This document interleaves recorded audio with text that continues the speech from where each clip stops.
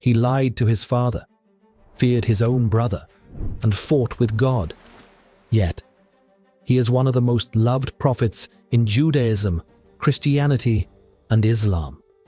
We're talking about Israel, not the country, but a man named Jacob. His story didn't start with war, yet some of the biggest differences in belief are connected to him. Today, we will explore Jacob's story through the Torah and the Qur'an, where they align and where they don't. By the end of this video, you'll understand the key differences between the two holy books and how they come together to reveal a bigger picture of the world we live in today. Because everything is connected, and history has a way of repeating itself. If you're someone who questions religion instead of blindly following it, please subscribe. And this channel is for thinkers who want to understand the deeper meaning behind all religions. The story begins long before Jacob. It begins with a moment that changed everything. A woman, 90 years old and long past the years of childbearing, received news that should have been impossible. Her name was Sarah, the wife of Prophet Abraham. In the Torah, 3 men come to visit Abraham. They look like ordinary humans, but they are actually messengers from God. And the message they bring is surprising. Sarah, who is very old, will have a son. His name will be Isaac. But in the Qur'an, the story does not stop there.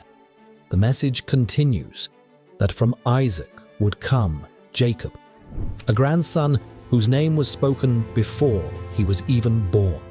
And this is where the first difference appears. In the Torah, the message only mentions Isaac. Jacob is not named at that moment, but in the Qur'an, both are mentioned together from the very beginning. Keep this moment in your mind, because everything that follows comes from here. A story that would echo through generations, across different traditions, and told in different ways. And it begins with Jacob's birth. Let's go back to Isaac, was the son of Prophet Abraham and Sarah. And as we mentioned, his birth itself was a miracle. By the time he was about 60 years old, he married a woman named Rebecca. After some time, she became pregnant. But something unexpected happened. She didn't have one baby.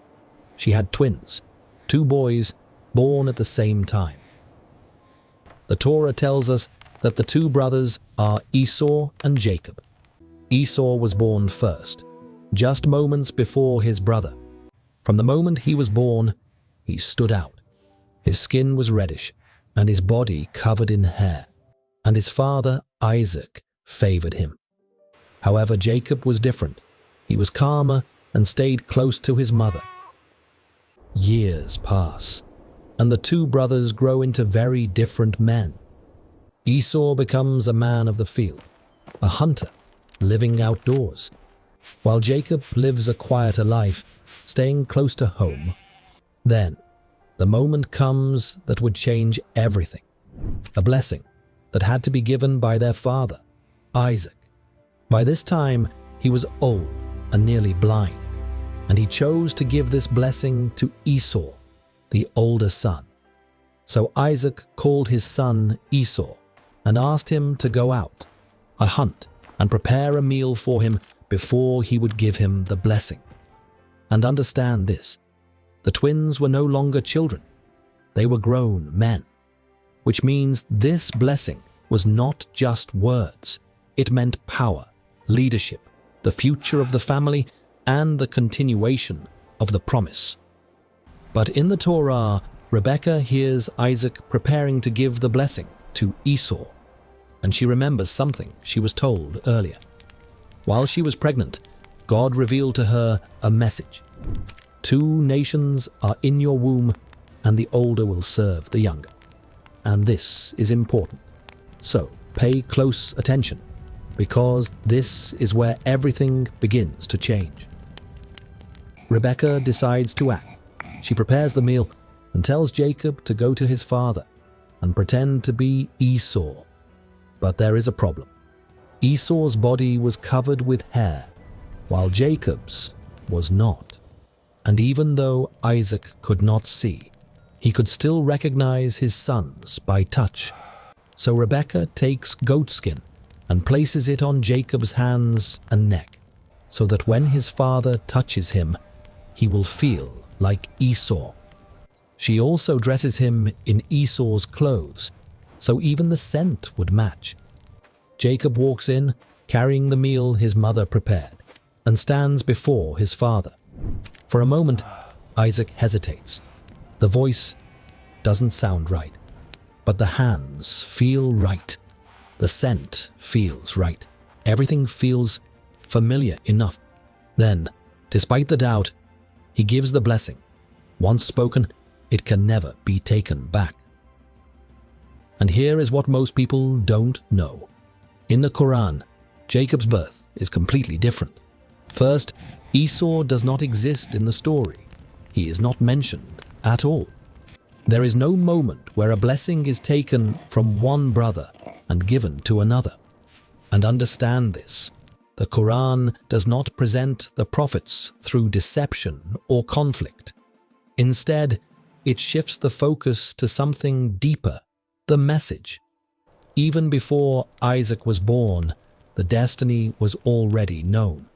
Because remember when Sarah was given the news that she would have a son, the message did not stop there.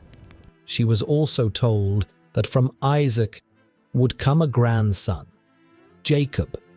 His name was mentioned before his father was even born. So Jacob's role was never a result of rivalry or a moment of deception. It was already part of a plan.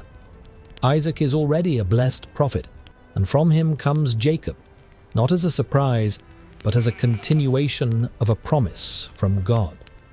In the Qur'an, both Isaac and Jacob, the father and the son, are described as righteous, chosen, and guided. No competition, no secret plan, and most importantly, a no mother guiding her son to deceive his own father. But Jacob's story does not end here, because one night he would see something that no one could explain.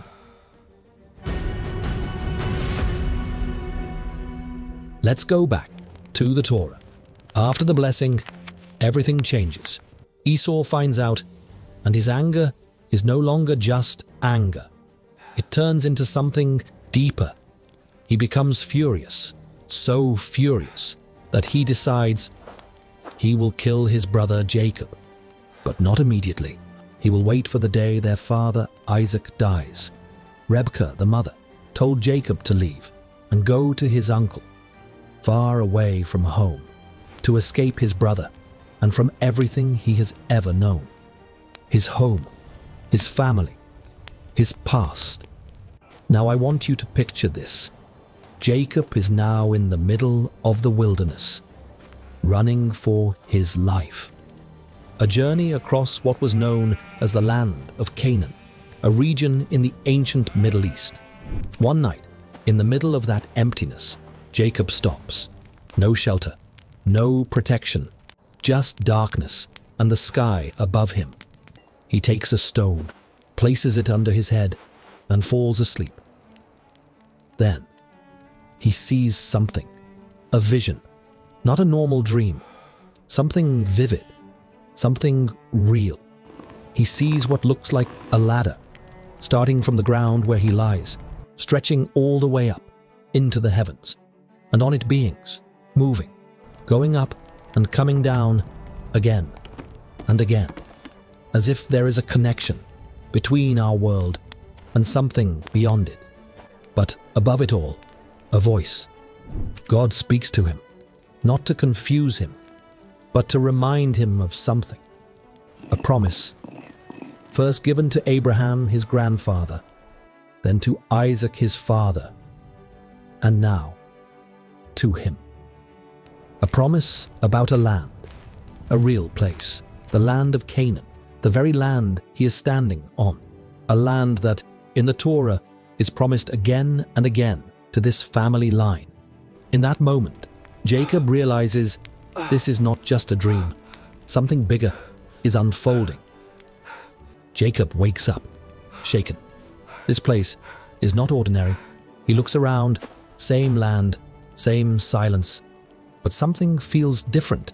He takes the stone, raises it, and marks it, because he believes he encountered something beyond this world. And years later, that same idea, that same belief would be centered in one place, Jerusalem, a city believed to be where heaven and earth meet. So this moment, this night, this vision may not have happened in Jerusalem, but it shaped everything that Jerusalem would later become. Keep in mind, this detailed version of the story appears in the Torah, but in the Qur'an, this moment is not told in the same way. There is no ladder, no detailed dream, no single place made sacred through a vision. Because the Qur'an shifts the focus completely, it moves away from the scene and toward the meaning. Jacob is not defined by what he saw, but by who he became. A prophet, chosen, guided, known for his patience, even in the hardest moments. In the Qur'an, what matters is not where something happened, but what it leads you to become. So this is the second key difference. One version shows a vision in a specific place, and the other reveals something deeper, beyond place, beyond moment. But here's the question. Was that night just a dream, or the beginning of something far greater than we think? Now we can see why. In the Torah, Jacob lies to his father and fears his brother, while the Qur'an tells the story in a completely different way. So this is where we leave Jacob, not at the end of his story, but at the beginning of something much bigger, because his journey doesn't stop here.